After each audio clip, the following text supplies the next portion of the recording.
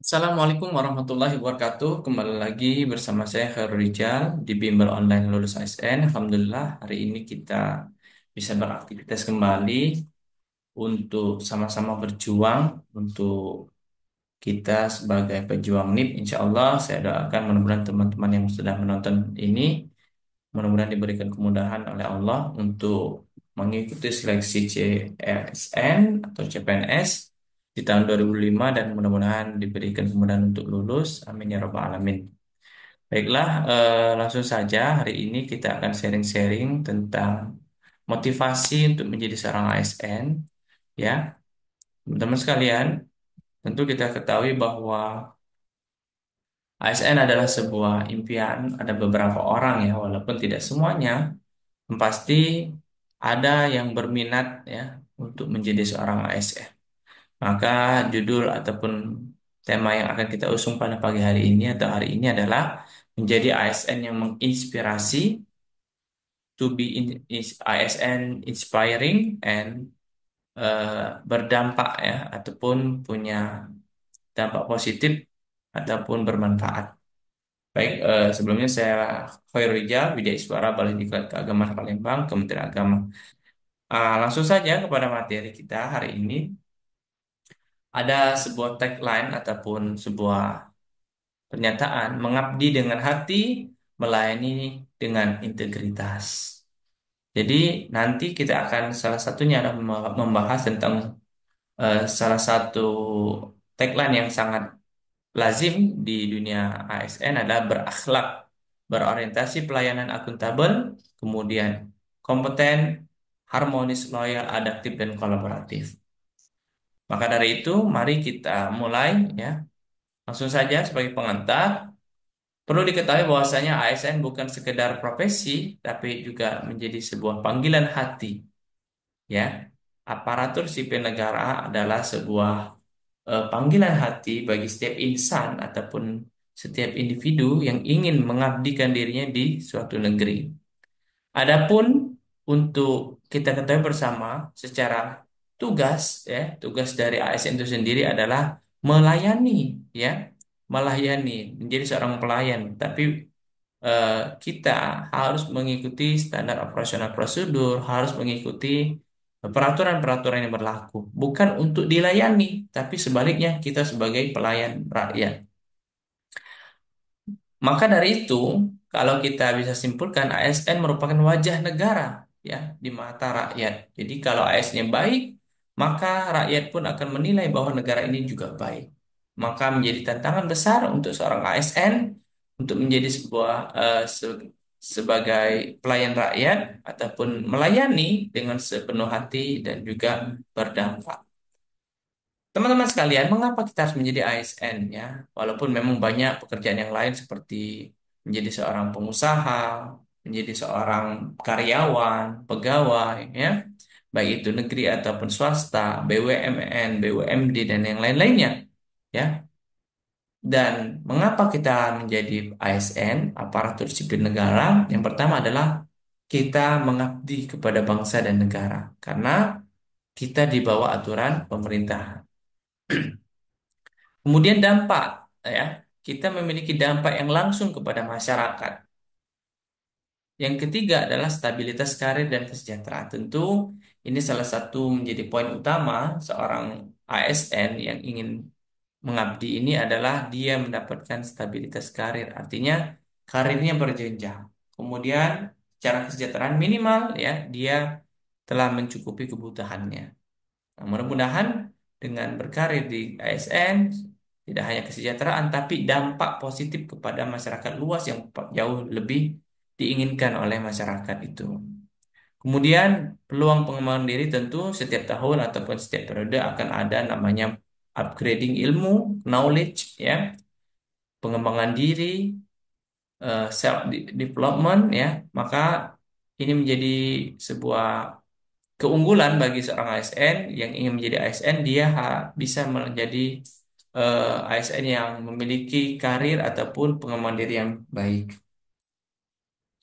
Baik, selanjutnya adalah peran strategis dalam pembangunan nasional. Ketika kita menjadi seorang ASN, maka kita memiliki peran yang sangat strategis dalam melakukan pembangunan nasional. Maka dari itu, sangat beruntung kepada orang-orang yang terpilih menjadi seorang ASN, dia memiliki peran yang sangat strategis untuk pembangunan, ya, untuk kemajuan negara kita. Selanjutnya, ASN sebagai pilar negara.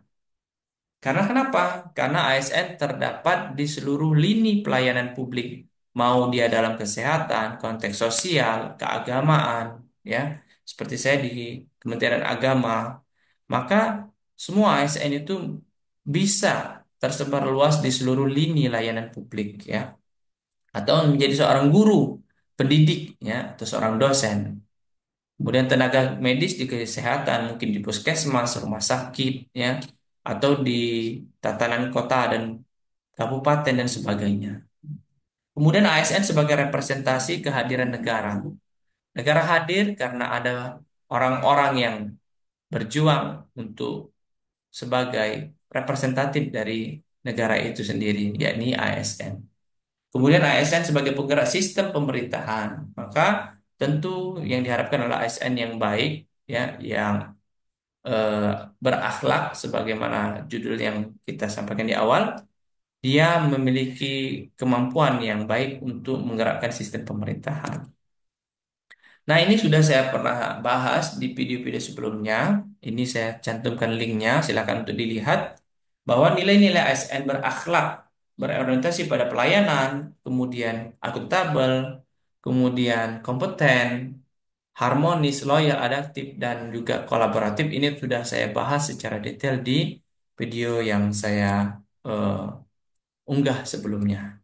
Baik, ASN di era 5.0, 5.0, yang pertama adalah transformasi digital dan tantangan global. Di mana pasca dari COVID-19 tahun 2019 yang lalu, bahwa itu menjadi asal muasal kita, ya, untuk mengubah, ya, ataupun meranjak kepada sistem transformasi digital, di mana di tahun 2019 sampai saat ini telah melalui berbagai tahapan, langkah-langkah dan yang lainnya, sehingga digitalisasi cukup masif, ya, untuk pembelajaran, untuk pekerjaan, ada work from home, ya, ada belajar dari rumah dan yang lain-lainnya. Itu semua telah kita lalui dan sekarang tahapannya sudah sangat masif untuk transformasi digital, untuk melayani publik dan yang lain-lainnya. Tentu di era eh, 5.0 ini, ASN haruslah adaptif, kemudian inovatif dan juga kreatif, baik dalam pelayanan maupun sikap dan yang lain-lain. Tentu digitalisasi pelayanan publik sudah kita rasakan saat ini, mau daftar perkuliahan, mau daftar pekerjaan, mau daftar ke rumah sakit, semuanya itu melakukan digitalisasi. Maka ini semua menjadi bagian dari smart governance, ya, pemerintahan yang pintar, yang cerdas, karena kita melayani dengan eh, secepat mungkin, semudah mungkin, sehingga pelayanan itu bisa dirasakan masyarakat. Spirit pengabdian, tentu yang menjadi goal setting atau tujuan menjadi seorang ASN adalah bekerja bukan untuk hanya mendapatkan balasan imbalan gaji atau honor ataupun apapun sejenisnya, tapi untuk arti yang sebenarnya adalah kita menjadi seorang ASN melakukan pekerjaan dengan sepenuh hati, dengan ikhlas, dengan berdampak manfaat yang banyak. Karena ASN sejatinya tetap bekerja meskipun tak dipuji. Tentu yang menjadi apa namanya prioritas kita adalah bekerja sepenuh hati, bukan mencari sebuah pujian dari pimpinan atasannya.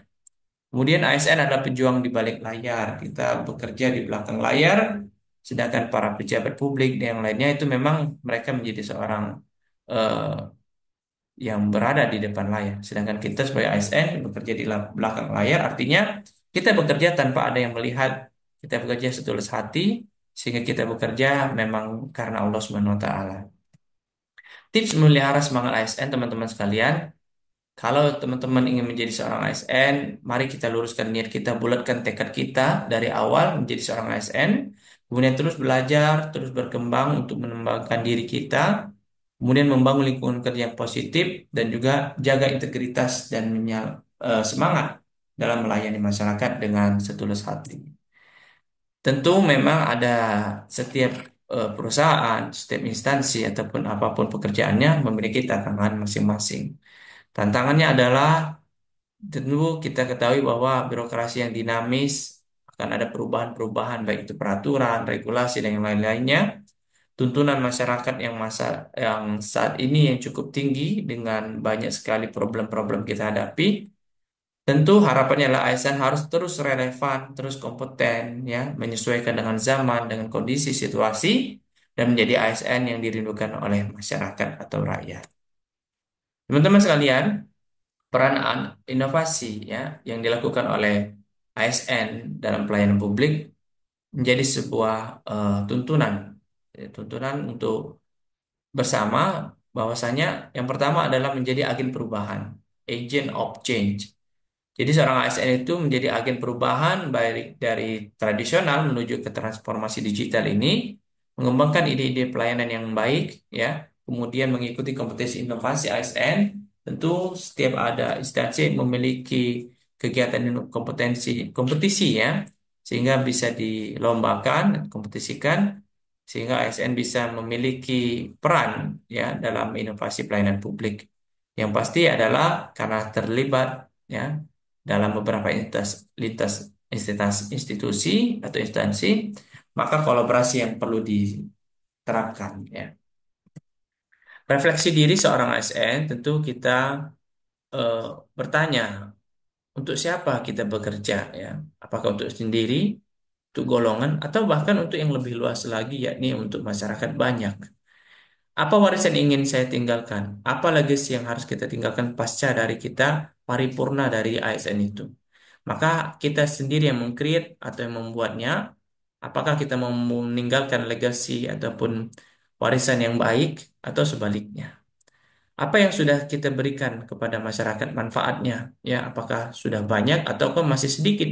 Mari kita banyak-banyak mengintrospeksi diri kita masing-masing, baik dalam individu maupun karir pekerjaan kita. Memberikan manfaat sudah banyakkah ataukah masih belum? Mari kita tingkatkan.